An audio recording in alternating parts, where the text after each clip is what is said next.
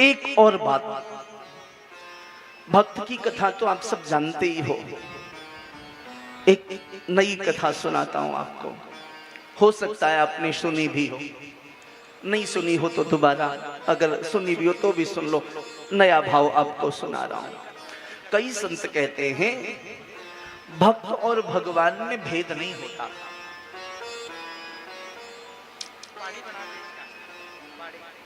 थोड़ी सी विद्वत्तापूर्ण 1 मिनट की चर्चा। भगवान शंकराचार्य कहते हैं सोहम। भगवान शंकराचार्य का क्या सिद्धांत है? अद्वैत का प्रतिपादन भगवान शंकराचार्य ने किया। अद्वैत अर्थात समग्र जगत में द्वैत है ही नहीं।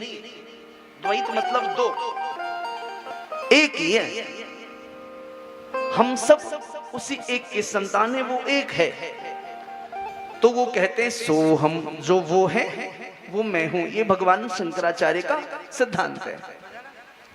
वो कहते चिदानंद रूपम शिवोहम शिवोहम सोहम सोहम।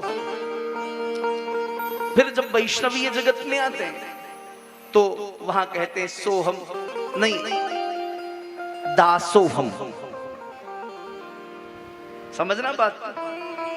सोहम नहीं, जो वो है वो हम नहीं हो सकते। हम कौन है? वो ब्रह्म है, हम जीव हैं, तो हम दास हैं, दासोहम। ये वैष्णवीय सिद्धांत है। और रामानुजीय परंपरा में, रामानुजी संप्रदाय में तो कहते हैं दासोहम भी नहीं, दास दासोहम। हे सरकार, मैं आपके दास के बनने योग्य भी नहीं हूं, दास बनने योग्य भी नहीं हूं, तो दास दासोहम। यत्र यत्र मम जन्म कर्म भी नारकेत परमे पदेथवा श्री आदिकार दिन कुंज मंडली तत्र तत्र हृदय में विराजिता।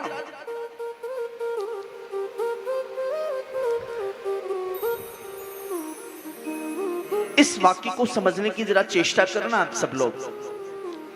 रामानुजाचार्य भगवान कहते हैं दासोहम क्यों? सोहम नहीं हो सकते, हम दासोहम हैं। क्यों? आप ध्यान से समझना इस बात को। बोले तवा का संबंध जब अग्नि से होता है, तवा समझ रहे हैं जिसपे रोटी पकाती हो मैया, तवा का संबंध जब अग्नि से होता है तो अग्नि के जो गुण और दोष हैं वो तवा में व्याप्त हो जाते हैं। समझ रहे हैं? तवे को जब अग्नि के ऊपर रखते हैं तो अग्नि के जो गुण और दोष है वो तवा में सन्निहित हो जाते, प्रवेश कर जाते हैं। अग्नि का गुण क्या है? वो रोटी पकाती है, जलाती है, दाहकता, वो सारी चीजें उस तवे में प्रवेश कर जाती हैं। उसका परिणाम होता है हम आग में थोड़ी रोटी डालते हैं, हम तो तवे पर डालते हैं और वो रोटी पक जाता है। अगर तवे को 10-20 मिनट रोटी स्पिन बनाइए, आग पर यूं ही रख दीजिए, तो अग्नि का गुण दोष तो उसमें आया ही, अग्नि का जो रूप है वो रूप भी तवे में समाहित हो जाता है। अग्नि का रूप कैसा है? गिरवा या जो भी कहो आप, क्या क्या रंग बोलेंगे अग्नि का? हा? क्या रंग? गिरवा ही लगभग बोलेंगे। तो अग्नि का जो रूप है वो रूप भी समाहित हो जाता है तवे में। लेकिन कब तक? अब बात समझना, कब तक? जब तक तवे का संबंध अग्नि से है। जब तक तवे का संबंध अग्नि से है तब तक अग्नि के गुण और दोष तवे में समाहित हैं।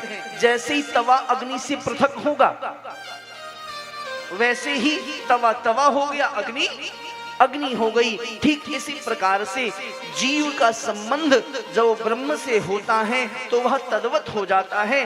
ब्रह्म के जो गुण और दोष हैं वो जीव में व्याप्त हो जाते हैं। लेकिन जैसे ही जीव ब्रह्म से पृथक होता है तो जीव जीव है, ब्रह्म ब्रह्म है।